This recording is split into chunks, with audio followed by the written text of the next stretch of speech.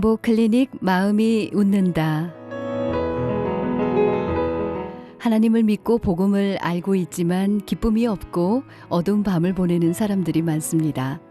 벗어나고 싶고 행복해지고 싶은 마음, 우리 모두의 소망인데요. 이 시간 행복 클리닉 마음이 웃는다를 통해 여러분 마음을 미소 짓게 해드리고 싶습니다. 상처받지 않고 끝까지 사랑하기에 저자시고 정신과 전문의이신 유은정 원장님과 이 시간 함께하고 있습니다. 원장님 안녕하세요. 네, 아유, 안녕하세요. 평안하셨죠? 네. 아유, 벌써 7월이에요. 세월 정말 빠르게 지나가네요. 맞습니다. 네. 지난주에 저희가 분노에 대해서 얘기를 나누면서 자연스럽게 떠오르는 단어가 있었는데 바로 용서라는 단어였어요. 그래서 네. 오늘은 용서라는 주제로 함께하기 원하는데 근데 이 용서가 생각보다 쉽지 않은 마음인 것 같아요. 그쵸? 네.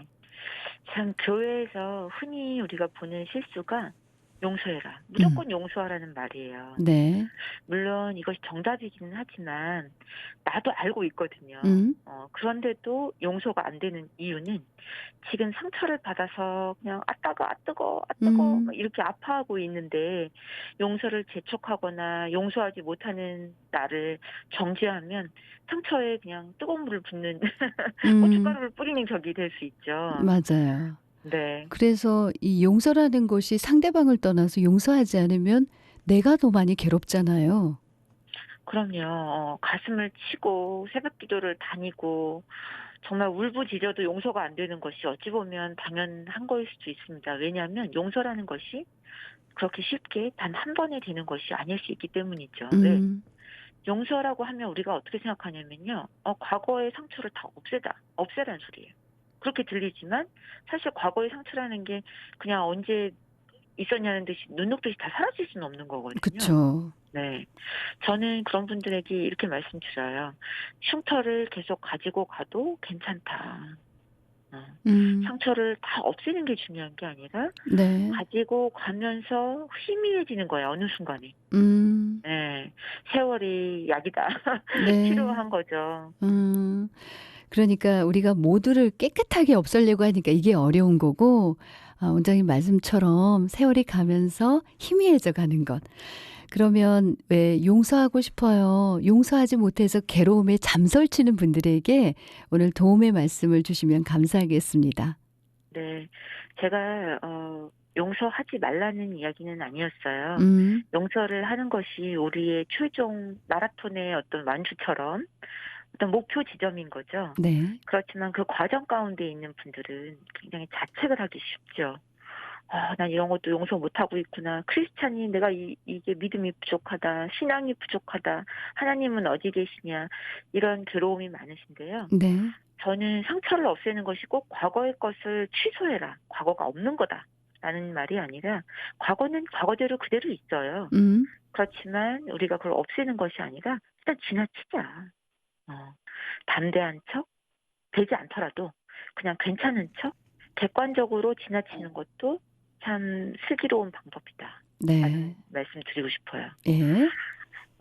우리가 크리스찬이면은 뭐뭐 하는 척하면 나쁘다라고 생각하는데 이거를 내가 담대한 척, 이겨내는 척, 또 그러다 보면 실제로 그렇게 되어 가요. 네. 근데 너무 연약한 척 맨날 그 과거에 매여 있고 한다면 사실 넘어가기 힘든 거죠. 음. 그래서 두 번째로는 제가 그 상황을 좀 무시해라. 음. 너무 그 상황 상처 기도 부탁하고 소모임에서 나누면서 또 한 번 곱씹고 집에 네. 가서 또 한 번 곱씹고 하지 말고 내 발목만 잡힐 뿐이에요. 네. 그리고 안 좋은 이야기는 말을 하면서도 더 상처를 받을 수가 있습니다. 아. 음. 그래서 저는 그 마지막으로는 내 행복을 추구하는데 우선순위를 두고 유리한 쪽으로 좀 이끌었으면 좋겠어요. 네. 예를 들어서 그 사건 자체가 물론 어마어마한 거일 수도 있지만 내 인생이라는 뭐 70, 80 큰 인생의 그림에서는 하나님의 시선으로 봤을 때 지극히 작은 일일 수도 있다. 네. 음. 과거에 붙들려서 너무 시간 낭비하지 말고 우리 심리 상담할 때도 그래요. 과거만 들추다가 그냥 끝나거든요. 음. 그래서 저는 항상 미래지향적인 상담을 해야 한다. 이렇게 네. 주장하는 사람인데 과거에 붙들려서 옛날에 이랬고 얘가 이래서 아팠고 이 얘기는 한 번으로 족하다. 결국은 우리가 거기에 붙들려 있지 말고 하나님이 주시는 큰 비전을 보고 정말 표대를 보고 달려가는 바울처럼 좀 털어버릴 것은 털어버리자고 말씀드리고 싶어요. 네. 우리가 보통 진짜 말씀 주신 것처럼 왜 부탁한다고 또 내 속마음을 좀 털어놓는다고 곱씹으면서 자꾸 얘기하는데 이게 전혀 도움이 안 된다 그런 말씀이시잖아요. 네, 맞습니다. 아. 잘 새기겠습니다. 왜 용서의 대가 하면 저는 이제 성경 속의 인물 중에 요셉이 나거든요. 네. 요셉을 생각하면 정말 저런 상황 가운데서도 용서를 했는데 용서하지 못할 사람이 없을 것 같다. 이런 생각도 해보는데 어떻습니까? 맞습니다. 가장 큰 상처가 사실 가족에게 버림받는 거죠. 요셉도 형제들을 용서하는데 사실 수십 년이 걸렸으니까. 저는 그 마태복음 18장을 읽을 때마다 이런 생각이 들어요. 몇 번이나 용서해야 됩니까? 이러고 여쭤봤더니 예수님께서 뭐라고 그러셨나요? 일곱 일곱 번 번뿐 아니라, 그죠? 이름 네. 70번. 아. 7번뿐만이 아니라 70번까지다. 이게 뭐 몇 번이다 이게 아니라 전 정신과에서로 이 구조를 이렇게 해석했어요. 음. 용서의 과정은 한 번에 되는 것이 아니라 70번까지도 필요한 긴 음. 과정이구나. 네. 평생 용서하지 못하더라도 하나님께 맡기고 70번까지를 하는 마음으로 기다리자. 아. 네. 자, 오늘 용서에 대해서 말씀을 나눴습니다. 어려운 주제이기도 하고 다들 한 번쯤은 이런 마음으로 지금도 그럴 수 있고 뭐 앞으로도 이런 상황이 올 수가 있는데 잘 새겼으면 좋겠습니다. 마지막 정리해 주시죠. 네. 그 용서가 제일 힘든 사람이 바로 자기 자신이에요. 음. 어떤 이혼하신 크리스찬 분이 저한테 그랬어요.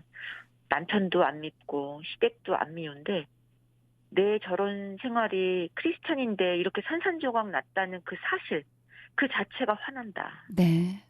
내가 뭘 잘못했길래 하나님은 나에게 이런 결혼과 이혼을 허락하셨냐. 음. 그래서 상처를 받고 우리가 이혼 후 폭풍이라고 하거든요. 네. 이혼 후에 시달리는 여러 자기 자신을 그것을 용서하는 나 자신을 용서하는 것이 가장 힘들었다. 아. 그 말씀이 제가 참 마음에 와닿았어요. 네. 우리 인생의 어떤 일들도 내가 원인 제공을 하지 않아도 마치 무분별하게 재난이 닥치듯이, 그쵸? 갑자기 교통사고가 음. 나고 갑자기 맞아요. 지진이 나고, 그쵸? 네. 그런 것처럼 내 죄 때문에 인과관계로 오는 것이 아니라 우리는 그냥 피조물이기 때문에 무분별하게 그런 것들이 음. 닥칠 수 있다. 네. 마치 봄이 오면 여름이 오고 사계절이 있듯이 좋은 시즌이 있고 안 좋은 시즌이 있는데 음. 그때마다 너무 상처에 매이지 않았으면 하는 마음입니다. 네. 잘 알겠습니다. 오늘도 용서에 대해서 우리 유은정 원장님께 잘 들었습니다. 감사합니다. 고맙습니다.